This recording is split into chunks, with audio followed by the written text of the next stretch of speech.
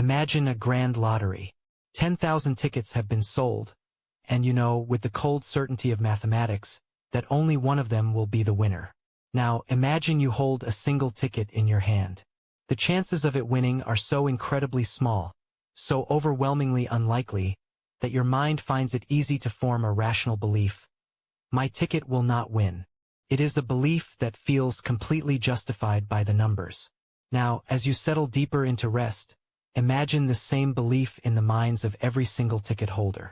Each of the 10,000 people, if they were perfectly rational and looked at the odds, would come to the same conclusion. My ticket will not win. But here is the paradox. If you were to listen to all 10,000 of these rational beliefs at once, you would arrive at an impossible conclusion.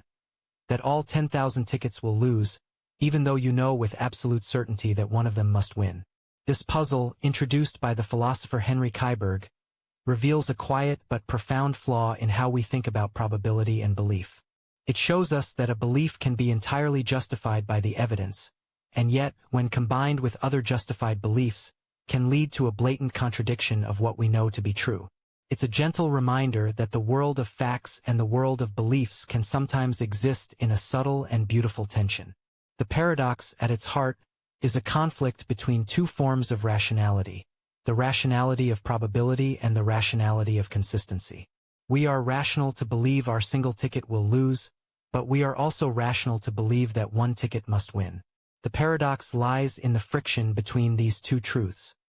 This paradox isn't just about lotteries. It lives in our everyday decisions, too. It is the feeling of buying a stock that has a 99% chance of success, and then feeling shocked when it is the 1% that fails. It is the perfectly rational belief that you won't be in a car accident today, contradicted by the absolute certainty that someone somewhere will be. It is the moment when a feeling of certainty, however well justified, is shattered by the unpredictable hand of reality. The lottery paradox urges us to be humble in our certainty. It reminds us that even with the best information, the future holds a beautiful chaos that defies our most logical predictions. It's a call to make peace with uncertainty, to accept that our carefully constructed truths may not always align with the way the universe unfolds. The wisdom of the lottery paradox whispers to us in the quiet hours. It invites us to release our desperate grip on certainty. It asks us to make peace with the fact that in a vast, complex universe, the rational beliefs we hold may not be the whole story. It reminds us that a life lived in constant pursuit of perfect certainty is a life lived in fear of contradiction. But a life lived with an open mind, a heart ready for the unexpected, is a life of true peace. It is in this space between certainty and possibility that we find the freedom to be surprised, and the peace to accept what comes. Imagine a donkey standing perfectly in the middle of two identical, equally tempting piles of hay. It is hungry, and it is thirsty. The two piles of hay are exactly the same distance away, and they both smell equally delicious. The donkey, being a creature of perfect rationality, has no logical reason to choose one pile over the other. Every factor is equal. Every calculation leads to a standstill.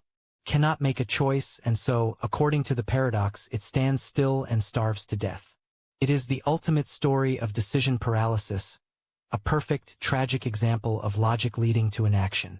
This is Buridan's ass, a philosophical paradox that challenges our ideas about free will and the limits of pure rationality. The paradox, named after the 14th century philosopher Jean Buridan, suggests that in situations where reason provides no clear answer, we need something more.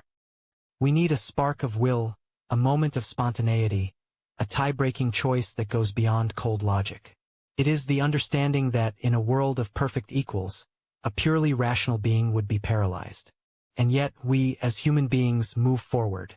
The paradox's enduring power lies in its ability to highlight the beautiful, messy, and non-rational components of our decision-making. We are not just calculators.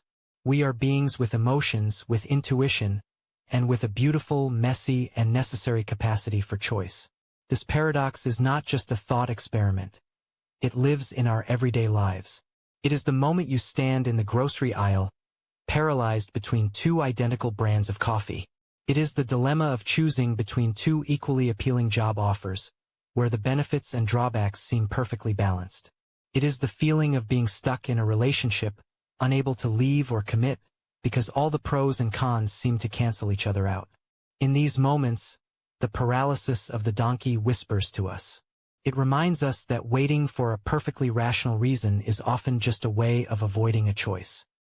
We seek certainty where none exists, and in doing so we become stuck.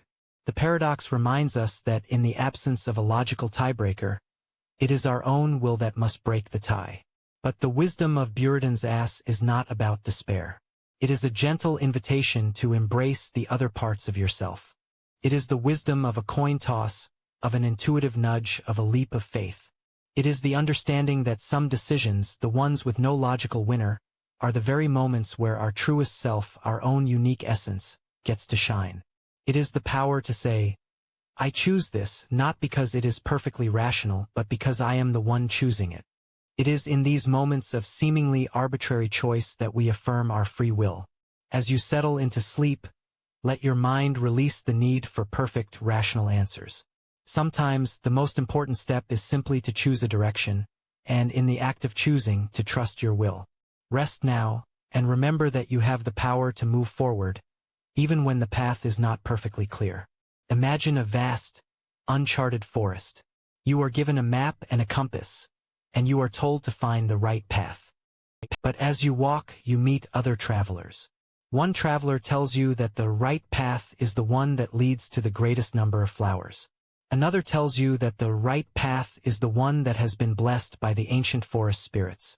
A third says that there is no right path at all, and that each person must make up their own way. Metaethics is not interested in which of these people is right. Instead, it asks a deeper, more fundamental question. What does the word right or good even mean in the first place? It is the study of the very nature of morality itself. It's the exploration of where our ethical ideas come from. Are moral values objective truths that exist in the universe, like the laws of physics or the shape of a tree? Or are they simply human inventions like social rules or the rules of a game? Does good mean the same thing to a person in ancient Rome as it does to a person today? This is the journey of metaethics. This field of philosophy encourages us to look beyond our opinions about what is right or wrong and instead, to examine the very foundation of those opinions. It is the wisdom of questioning the question, of understanding the roots of our moral convictions. It is a beautiful and humbling journey, because it forces us to see that the moral frameworks we hold so dear are not solid ground, but a collection of assumptions, beliefs, and feelings we have inherited. It is the realization that many of the values we hold were not chosen by us, but absorbed from our culture, our family, and our history. This is the core of the debate between moral realism, that moral truths exist independently, and moral anti-realism, that they are human constructs.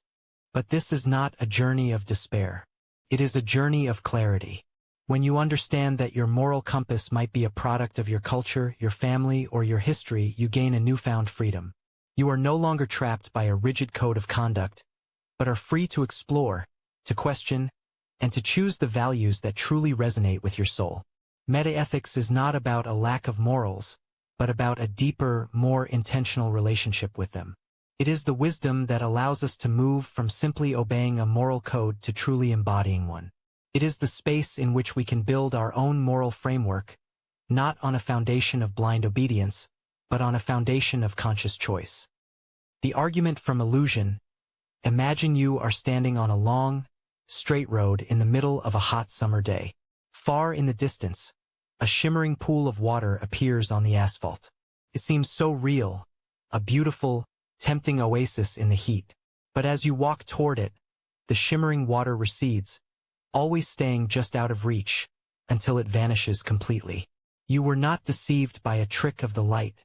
Your own eyes created the illusion. This simple mirage holds a profound philosophical lesson. It is the heart of the argument from illusion, a gentle yet unsettling question that asks, if our senses can deceive us so completely, even in broad daylight, how can we ever be sure that they are telling us the truth? The argument begins with a simple, relatable example, like the stick that appears bent when submerged in water, even though we know it is straight. or the moon that looks large and magnificent on the horizon, but shrinks to a tiny disk high in the sky. In these moments, we are not perceiving reality directly, but our mind's interpretation of it. The philosopher René Descartes took this idea to its extreme. He wondered if we could trust our senses at all. What if, he asked, a powerful evil demon was constantly feeding us false perceptions, making us believe the world around us is real when it is nothing but a dream? While this thought experiment might sound frightening, for Descartes it was a tool. It was a way to strip away all false assumptions and find a single, undeniable truth. The wisdom of this argument is not in a feeling of paranoid distrust, but in a profound sense of epistemological humility. It reminds us that what we take for granted as reality, the colors we see, the sounds we hear, the feelings we touch, are all filtered through the beautiful and complex machinery of our own minds. There is no direct, unmediated access to the world as it truly is. We are all living in a beautiful, intricate representation, and this representation is subject to illusion, bias, and misperception. This philosophical journey encourages a gentle form of skepticism. Not the kind that doubts everything in a bitter or cynical way, but the kind that cultivates an inner peace that isn't shaken by appearances. It asks you to look inward for truth, not outward. The reality you seek is not in the shimmering mirage on the road, but in the unwavering feeling of your own being. It reminds you that the one thing you can know for sure is that you are an entity capable of having these experiences. That is the one solid ground you can stand on. The argument from illusion frees you from the tyranny of your senses and encourages you to find a deeper, more enduring knowledge. As you rest, let go of the need for absolute certainty from the external world. Find your stillness in the truth that lives within you. The open question argument. Imagine you are a baker, and you want to describe the goodness of a cake. You can describe its ingredients. It has flour, sugar, and eggs. You can describe its qualities. It is sweet, moist, and fluffy. But when you are asked, is the cake good? You are not asking for a list of its ingredients or its qualities. You are asking about its very essence. And the great philosopher G. Moore would say that goodness is a property that can't be defined in the same way. This is the heart of the open question argument. Moore, in his book Principia Ethica, argued that you cannot define moral properties like good or right in terms of natural properties like pleasure, happiness, or survival. For example, imagine someone says, goodness is simply whatever brings the most pleasure. A perfectly logical person could still ask, but is pleasure really good? The question makes perfect sense. It's not a ridiculous question, like asking, is a bachelor an unmarried man? That's a meaningless question because the terms are identical. But the question about pleasure and goodness is open. This shows that the two ideas are not the same. The wisdom of this argument is profound and liberating. In a world that often tries to reduce morality to simple science, saying an action is good because it promotes survival or happiness, Moore's argument tells us that morality is its own thing entirely. It is a separate, beautiful, and irreducible domain. It is like trying to define the color red. You can describe its wavelength, you can talk about the cones in your eyes, but you can never fully explain the experience of seeing red. Goodness, Moore would say, is like that. It is a simple, indefinable property that we know through a kind of moral intuition. This thought gives us great comfort. It means that goodness is not a formula you have to calculate or a scientific fact you have to discover. It is not dependent on circumstances or outcomes. It is something that exists in its own right, waiting to be recognized by the heart.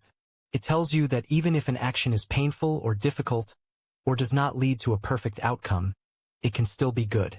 Because goodness is not about what happens, but about the quality of the action itself. The wisdom of the open question argument is a gentle invitation to stop trying to reason your way into morality and to instead, simply feel your way into it. To trust that deep, quiet voice within you that already knows what is right and what is good. The death of the author. Imagine a master artist who paints a single, beautiful image of a lonely tree on a hill. Each person who looks at this painting sees something different. One person sees solitude and sadness. Another sees strength and resilience. A third sees only a beautiful color palette, with no deeper meaning at all. Each person's life experiences, their joys and their sorrows, shape what they see. Now, imagine the artist standing next to the painting. He tells everyone that he intended the tree to represent a quiet hope, a feeling of peaceful optimism. But what if a person, deeply grieving, sees only sadness and loneliness? Is their interpretation wrong? Does the artist's intent override the meaning the viewer has found? This is the heart of the death of the author, a radical but liberating idea proposed by the literary theorist Roland Barthes. He argued that once a work of art is created, whether it's a painting, a poem, or a philosophical text, the author's influence over its meaning dies. The meaning is no longer controlled by the creator, but by the reader, the viewer, or the listener. Barthes believed that clinging to the author's intent limits a work's potential and its richness. A text is a tapestry of words, and the meaning is woven by the person who is looking at it. This idea frees us in a powerful way. It tells you that your interpretation of the world is valid and real. You are no longer searching for a single, correct meaning that a master artist or philosopher has hidden away for you to find. Instead, you are empowered to create your own meaning. Your life is a text, and you are the reader. Your relationships are a song, and you are the one who hears its melody. The moments of your past are a series of stories, and you are the one who writes their conclusion. This is not a philosophy of chaos or of a complete lack of truth. It is a philosophy of freedom. It frees you from the tyranny of someone else's intent. It tells you that your own perspective, your own feelings, your own understanding are enough. The death of the author is a gentle reminder that you are a powerful meaning maker. As you rest, release the need to find a single, definitive truth. Trust that your own unique interpretation is a valid and beautiful way to experience the world. Your meaning is waiting for you to find it. The identity of indiscernibles. Imagine a single snowflake, perfect and unique, resting on your mitten. You've been told your whole life that no two snowflakes are ever exactly alike. But what if you found a second snowflake, and under a powerful microscope, you discovered that it was an exact, perfect duplicate of the first? Every crystal, every angle, every pattern was identical. The great philosopher Gottfried Wilhelm Leibniz would argue that you haven't actually found a second snowflake at all. You have simply found another instance of the same snowflake. This is the core of his principle of the identity of indiscernibles. It states, in the softest of philosophical whispers, that if two things share all of their properties, if there is no way to tell them apart, even in theory, then they are not truly two different things. They are one and the same. The very notion of there being two implies that there must be something, however small or insignificant, that makes them distinct. Without that difference, they lose their separate identity and become one unified entity. This principle is a beautiful and elegant thought. It challenges our intuitive belief that two objects can exist separately just because they occupy different spaces. Leibniz would say that even occupying a different space is a property. But if you could imagine two particles with no other distinguishing features, no different spin, no different charge, nothing, they are not two particles. They are one. It's a truth that lives in the quiet stillness between things, a truth that says uniqueness is not a coincidence, but a necessity. The wisdom of the identity of indiscernibles lives in our hearts as well. We are all unique, and it is our unique properties, our memories, our experiences, our dreams, our joys and sorrows, that make us a singular being. The feeling that you are you and no one else is not just a feeling. It is the philosophical truth of your own identity.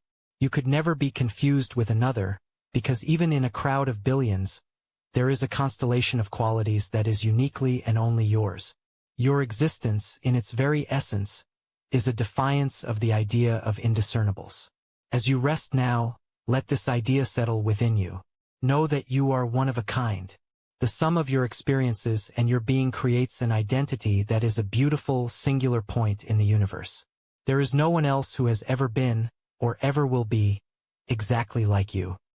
Find peace in this truth and rest well in the knowledge of your own singular beauty. The hard problem of consciousness.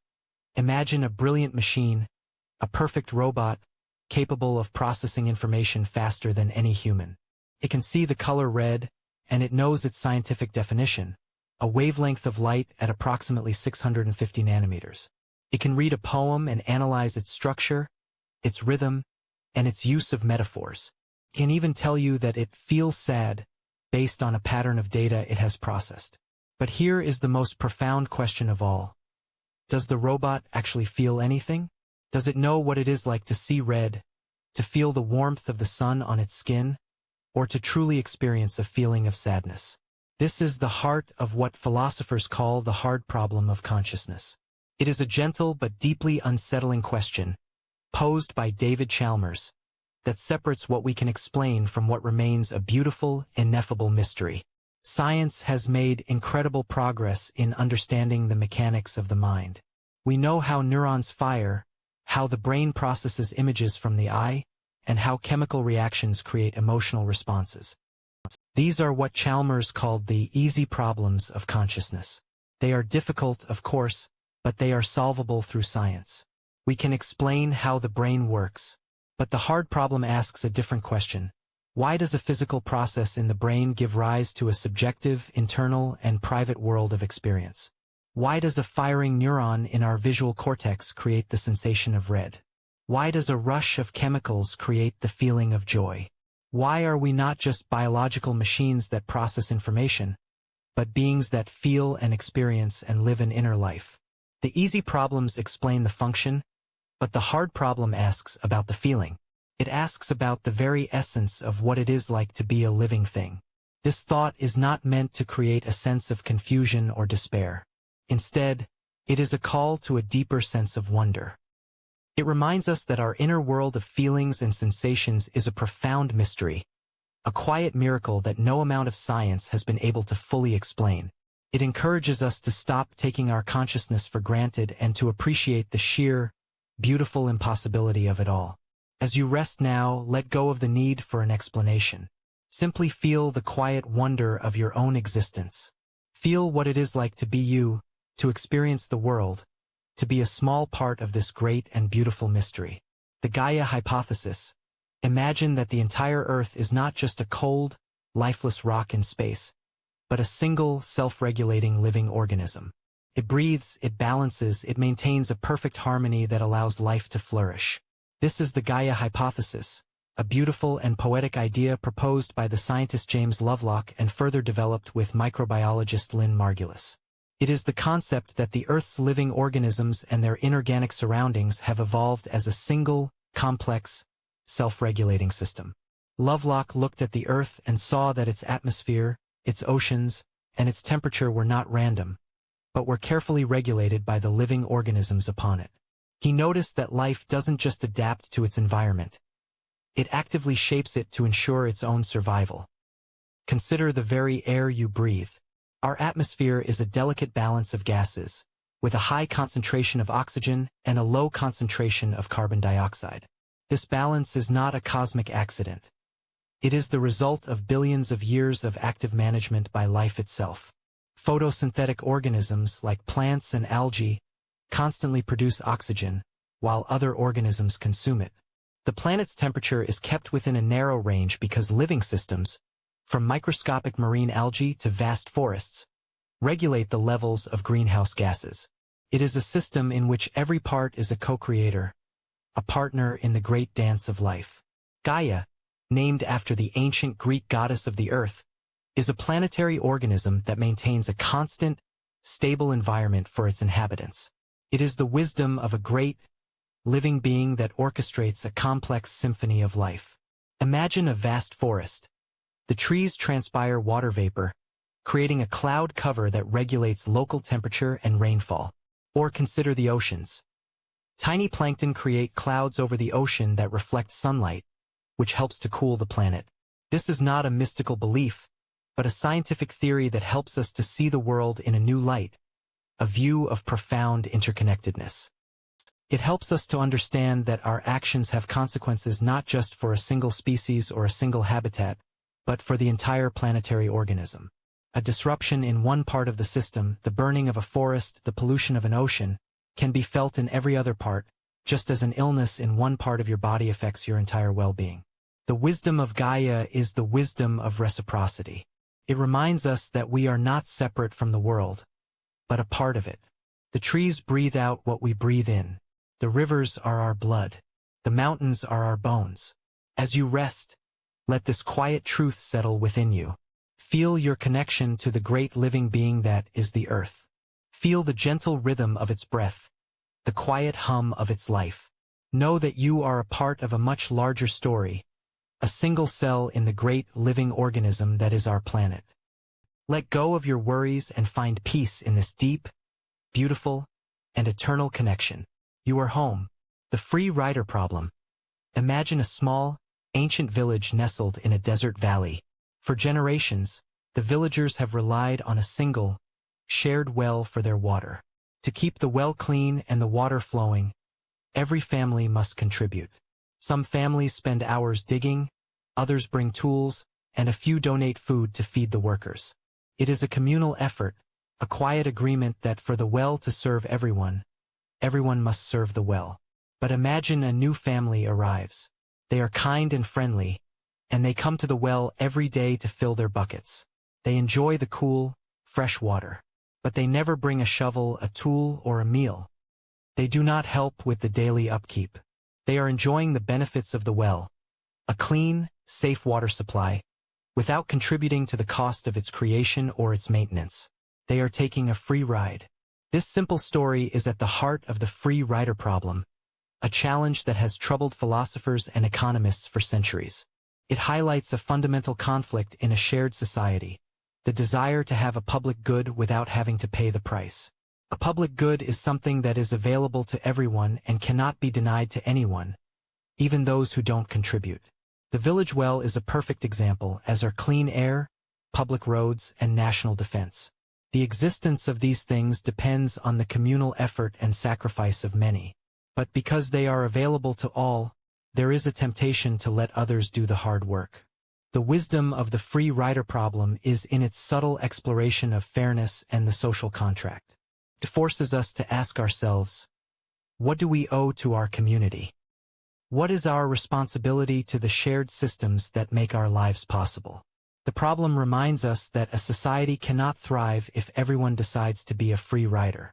The system would collapse and the shared well would run dry. It teaches us that our individual actions, even in a vast and complex world, have a quiet but profound impact on the whole. As you rest now, let your mind wander to the quiet truth of this problem. Release the day's burden, and in this peaceful state, consider the balance between receiving and giving. The air you breathe, the roads you travel, the peace you feel in this moment, they are all a result of a communal effort. Find comfort in knowing that you are a part of a much larger whole, and that your own contribution, however small it may seem, is an essential part of the well's existence. The simulation hypothesis. Imagine for a moment that your entire reality is not a solid, physical world, but a vast, intricate computer program. Every tree you see, every sound you hear, every thought you have, they are all lines of code, meticulously rendered to create a seamless, beautiful, and utterly convincing illusion.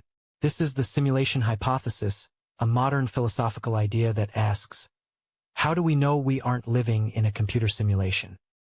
This idea is not as far-fetched as it sounds. Think of the video games we play today, with their breathtaking graphics and complex worlds. In a few decades, those games will be so realistic that they will be indistinguishable from reality. The hypothesis, famously put forth by philosopher Nick Bostrom, suggests that a technologically advanced civilization would have the computational power to create an ancestor simulation, a program so advanced that it could simulate a world and its inhabitants who would be completely unaware that they are living in a simulation. He argues that one of three things must be true. Either civilizations almost always go extinct before becoming technologically advanced, they almost never choose to run these simulations, or we are almost certainly living in a simulation right now. The wisdom of the simulation hypothesis is not in a call for paranoia or a feeling of detachment. Instead, it is a gentle invitation to see the world with a new sense of wonder and possibility. It reminds us that our understanding of reality is always a work in progress. It forces us to ask deep questions about what is truly real. If our experiences are simulated, are they any less meaningful? If your love, your joy, and your pain are just lines of code, does that make them any less real? The hypothesis suggests that even in a simulated world, our feelings and experiences are the only reality that truly matters to us. As you rest now, let your mind float with this idea.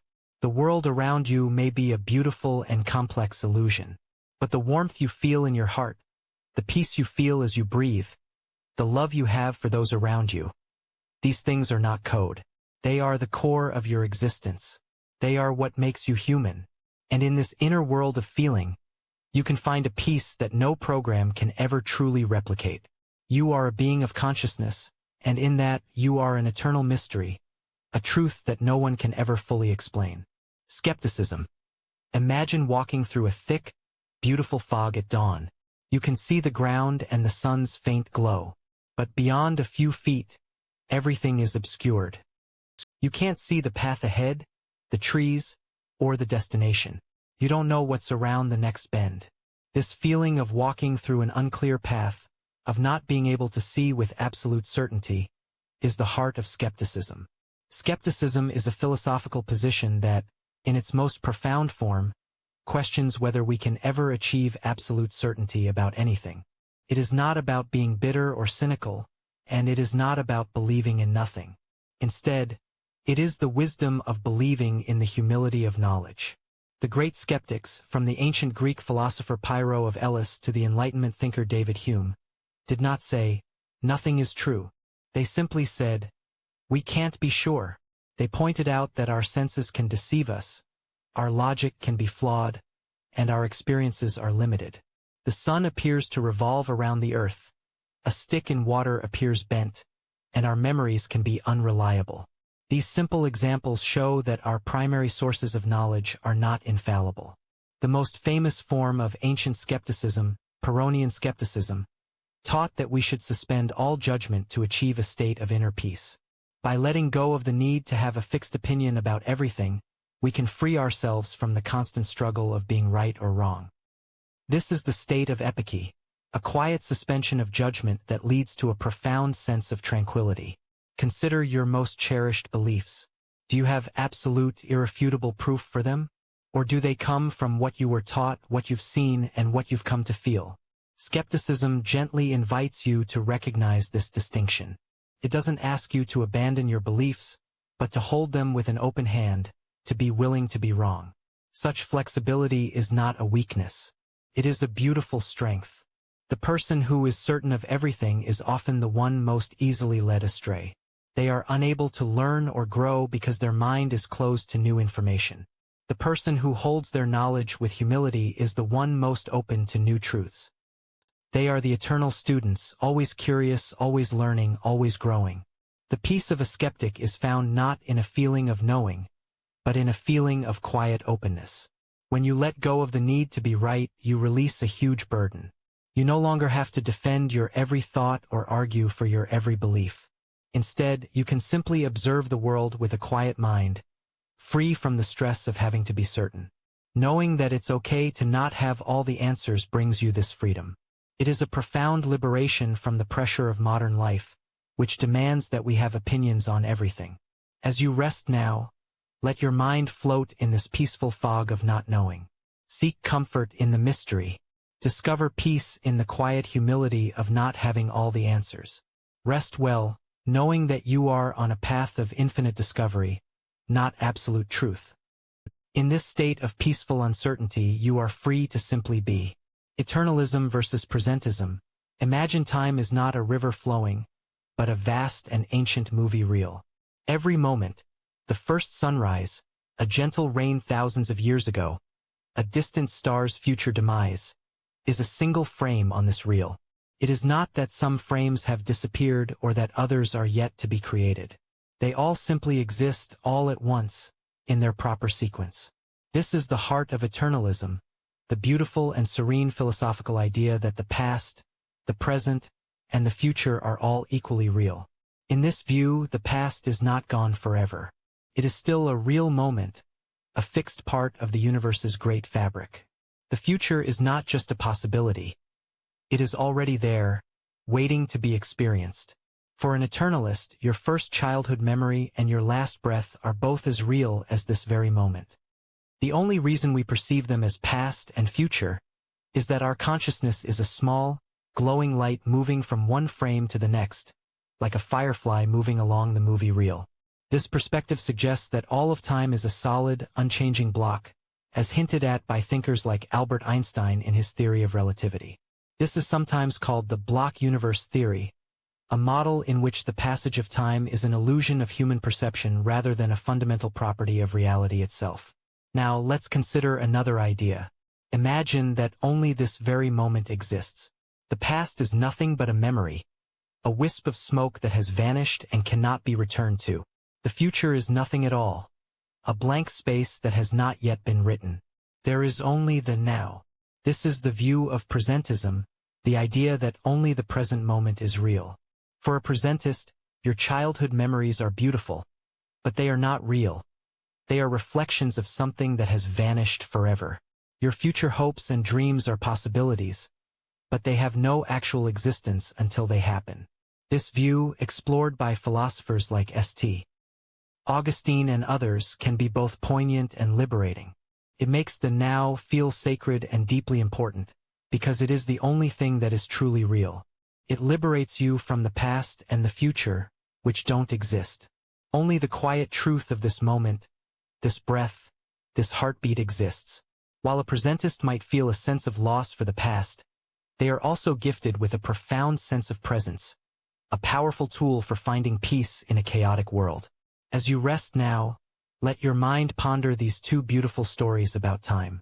Does it feel more peaceful to believe that all your moments, past and future, exist eternally, giving your life a timeless quality?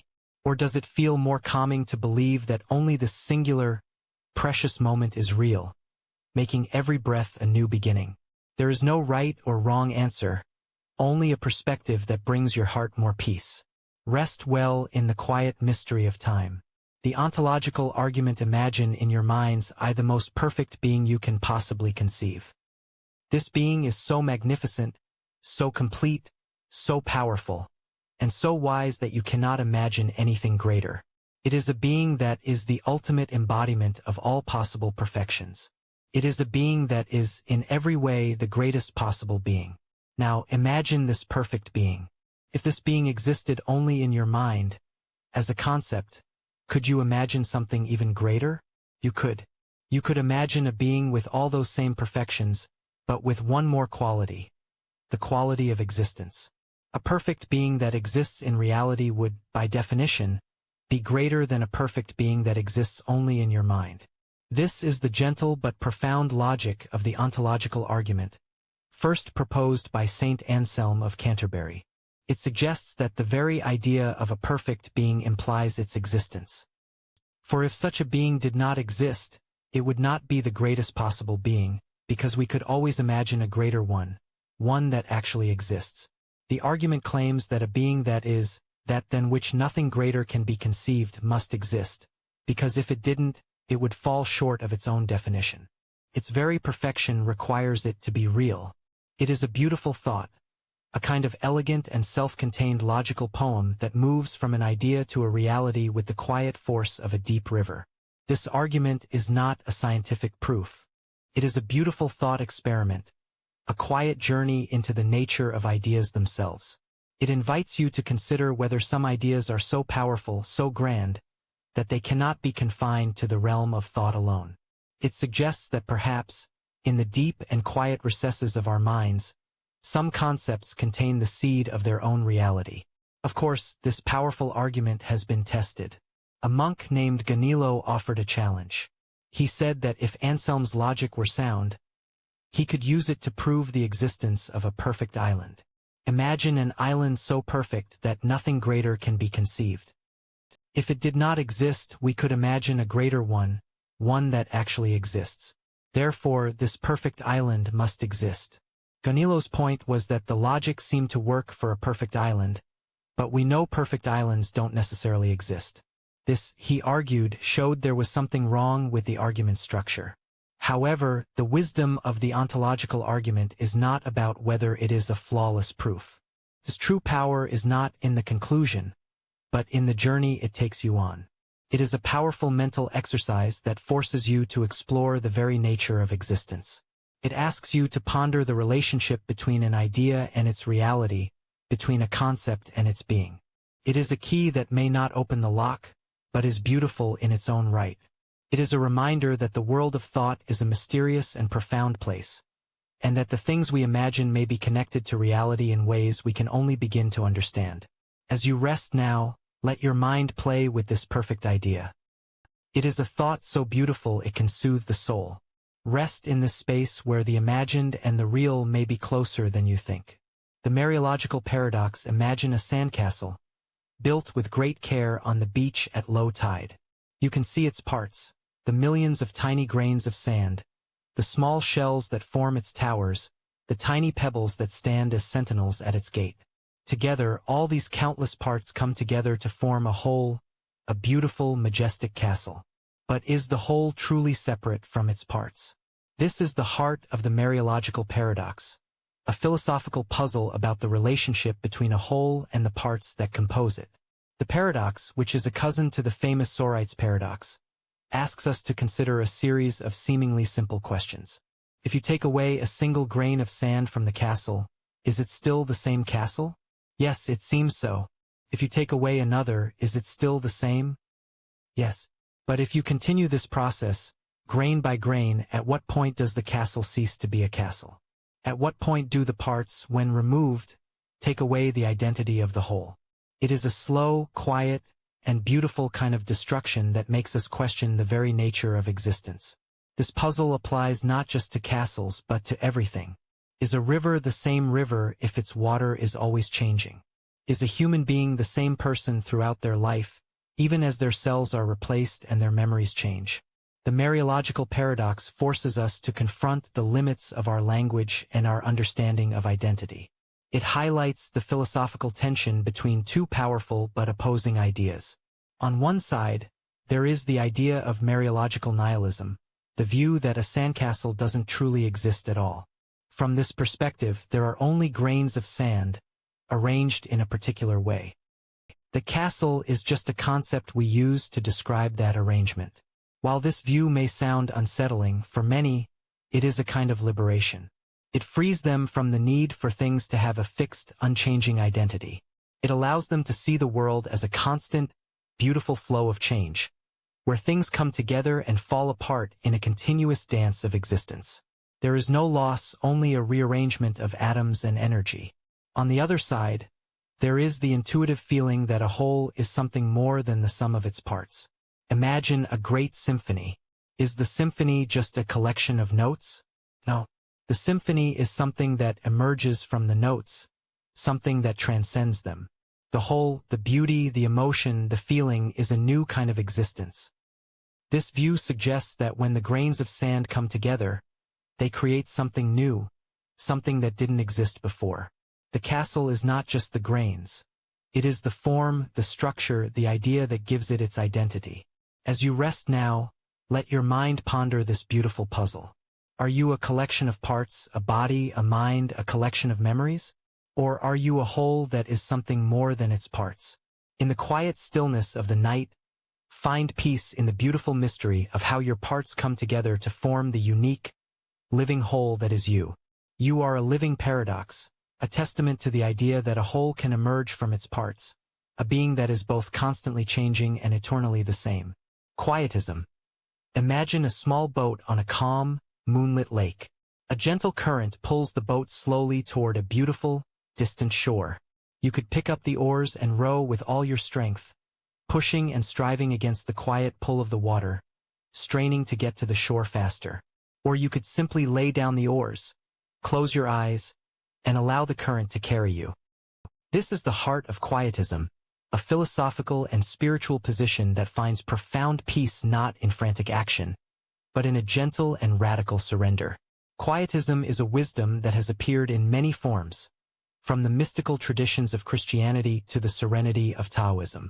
It is the belief that true strength and clarity come not from the constant doing and striving of the will, but from its peaceful surrender. It is not about laziness or inaction. It is about recognizing the difference between futile effort and effortless action that is in harmony with the natural flow of the universe.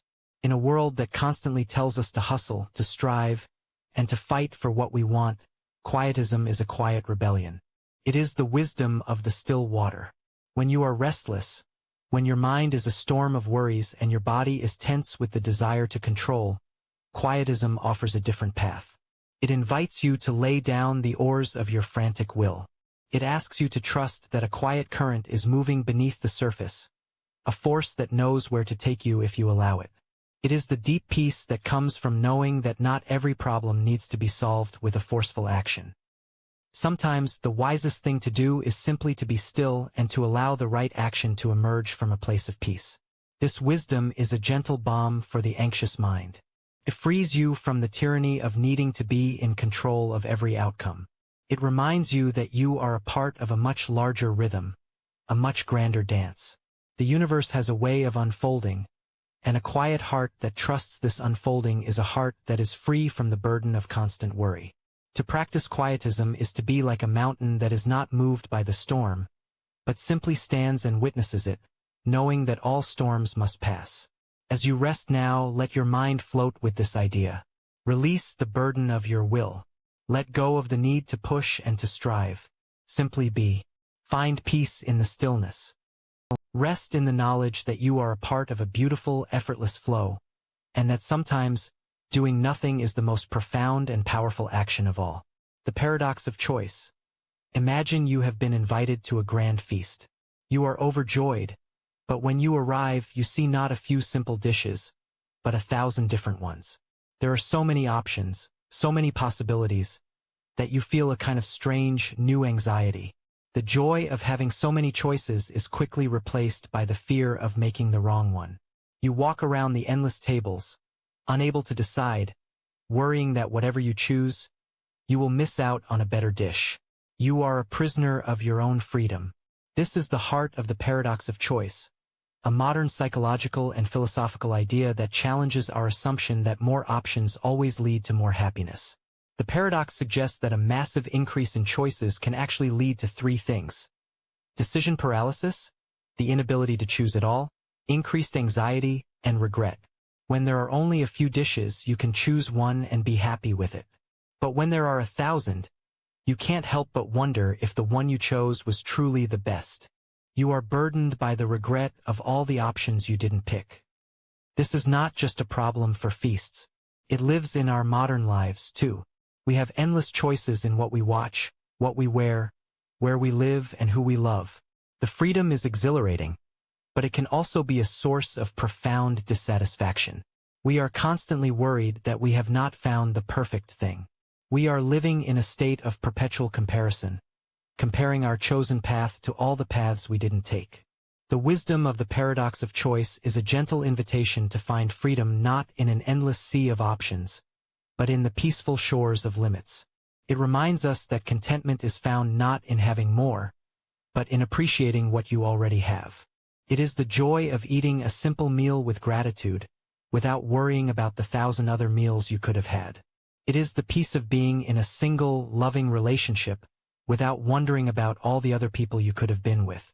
As you rest now, let your mind release the burden of needing to have the best. Let go of the illusion that more options will make you happier. Find peace in the quiet simplicity of your life, and in the choices you have already made. Find peace in the knowledge that your happiness is not dependent on what you could have had, but on the gratitude you have for what you have right now. The Copernican principle. Imagine for a moment that you're a king living in a beautiful kingdom at the very center of the world. All around you, the sun, moon, and stars revolve just for your pleasure. A perfect and beautiful celestial ballet. This was the ancient view of the cosmos, the idea that the earth and its inhabitants were at the very center of the universe.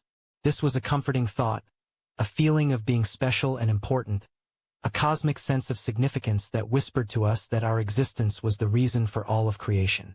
Then came the great astronomer Nicholas Copernicus. He proposed a different idea, a truth that shifted the heavens and our place within them.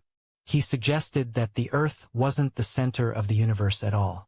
Instead, it was just one of many planets all revolving around a great and distant sun. It was a humbling thought, a quiet demotion from the center of everything to just another planet.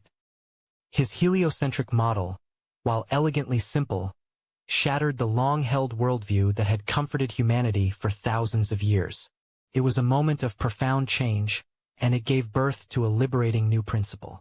This is the Copernican principle, a beautiful and profound idea that states we're not at the center of the universe. Our position, our time, our world, they aren't special or privileged. We're just one planet among billions, in one star system among billions, in one galaxy among billions. This principle, which has been consistently confirmed by modern astronomy, from the discoveries of Galileo to the Hubble telescope, is a scientific fact that has deep philosophical implications. It tells us that our existence is not a cosmic inevitability, but a beautiful and improbable accident in a vast and indifferent cosmos. The wisdom of this principle is a gentle invitation to find peace in your own smallness. When we believe we're the center of the universe, our problems feel massive. Every small annoyance, every minor failure, feels like a cosmic injustice. We are burdened by the weight of our own self-importance. But when you remember that you are just a small, beautiful part of a vast and indifferent cosmos, your worries begin to shrink. Your failures are just a small blip in an eternal, unfolding story. Your life, your joy, your struggles, they are all a part of a much larger, more magnificent whole. It's a humbling thought, but it's also a deeply peaceful one. You are not responsible for holding the universe together. You're simply a part of it. The Copernican principle isn't a cold or cynical idea. It's a liberating one. It frees you from the pressure of having to be the center of everything. It allows you to let go of your self-importance and to find a quiet peace in your own small but beautiful place in the universe. It serves as a reminder that the universe is not here for you, but rather that you are here for the universe. To simply be, to experience, to love, that is your purpose. As you rest now, let your worries drift away like tiny stars in a vast, unending sky. Release your grip on the need for control.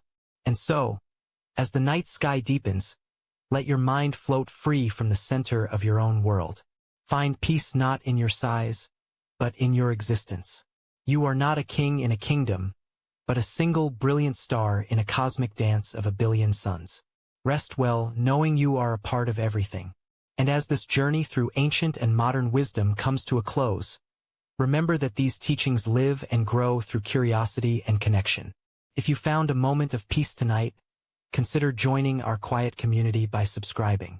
Your support helps this wisdom reach others who may need it. And if there is a question or a philosophical idea that keeps your mind awake, share it in the comments below. Perhaps it will be the very topic we explore together in our next journey through the night. Rest now, knowing you are a part of a beautiful collective search for understanding. Sweet dreams, wise one. Video description. Title: Ancient Wisdom for Modern Life. A 1-hour journey to happiness. Learn while you sleep. Description: drift into a state of deep rest and awaken with a new understanding of happiness. This 1-hour sleep learning video is a tranquil journey through timeless philosophical wisdom and modern psychology. As you sleep, your mind will gently absorb ancient truths about living a good life. We will explore profound concepts from thinkers like Aristotle, Epicurus, and the Stoics, all designed to help you find inner peace and lasting joy.